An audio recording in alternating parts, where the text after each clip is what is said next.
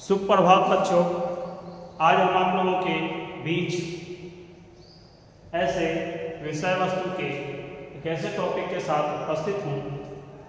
जिसको हम आप प्रोफेशनल क्वालिटीज ऑफ टीचर के नाम से जानते हैं। शिक्षक के व्यावसायिक गुण, एक शिक्षक के अंदर कौन कौन से व्यावसायिक गुण होना चाहिए, उस पर आज हम आप लोगों के बीच चर्चा करेंगे। कल हम चर्चा कर रहे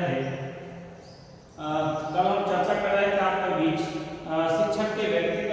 व्यक्तिगत गुण पे, एक शिक्षक के अंदर कौन कौन से व्यक्तिगत गुण होते हैं उस पर चर्चा कर रहे थे। आज हम चर्चा करेंगे आपके बीच शिक्षक के व्यावसायिक गुण, एक शिक्षक के अंदर कौन कौन से व्यावसायिक गुण होना चाहिए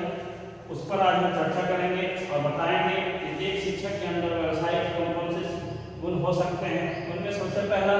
गुण है कंप्लीट नॉलेज ऑफ सब्जेक्ट, जिसको हम आप विषय वस्तु का पूर्ण ज्ञान के रूप में जानते हैं। आज के समय के अनुकूल हम सभी जानते हैं कि एक शिक्षक के अंदर व्यावसायिक गुण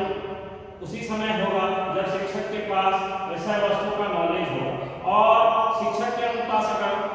आवश्यक मात्रा में विद्यालय, महाविद्यालय, विश्वविद्यालय स्तर पे अगर विषय वस्तु का ज्ञान है और शिक्षक अपने छात्रों से वो संबंधित हो पा रहा है, अपने शिक्षण व्यवस्था को व्यवस्थित कर पाता है, अपनी समस्या को समझता है और उसका समाधान करने के लिए वो पठन पाठन से संबंधित होने के लिए छात्रों को अपनी ओर ध्यान आकर्षित करने के लिए अगर उसके पास विषय वस्तु का ज्ञान है तो छात्रों के बहुत जल्द वो करीब चला जाता है। इसलिए तो उसके पास विषय वस्तु का पूरा ज्ञान होना जरूरी है। इसलिए किसी भी विषय वस्तु के संबंध में हम आप ये सभी भली भांति जानते हैं कि विषय वस्तु का ज्ञान पूर्ण रूप में एक शिक्षक के पास होना चाहिए, तब जाकर के शिक्षक व्यावसायिक हो सकता है। इसलिए कि शिक्षक के अंदर जो है विषय वस्तु का ज्ञान उसी समय हो पाता है जब शिक्षक क्या है पठन पाठन से संबंधित होता है, विषय वस्तु का ज्ञान विस्तार पूर्वक रखता है, वो अपने छात्रों की समस्याओं को जानता है और उसके समाधान पर काम करना जानता है। और जब वो उसके समाधान पर काम करना जानता है उसके संदर्भ में शिक्षक के पास क्या है, वो शिक्षक अपने छात्रों से संबंधित हो पाता है, उनकी समस्याओं को अपनी समस्या समझता है और अपनी बुद्धि लाभी से अपने छात्रों की समस्या को समझते हुए उनके समाधान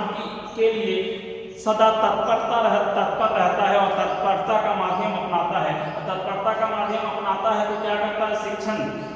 प्रशिक्षण के पूर्व वर्ग के आने से पूर्व शिक्षक क्या करता है, बहुत सारे विषय वस्तु को अलग अलग विषय वस्तु पर आधारित होकर के उसको पढ़ता है और अपने कंसेप्ट और अपनी अवधारणाओं को पूर्ण करता है, तब जाकर के उसके विषय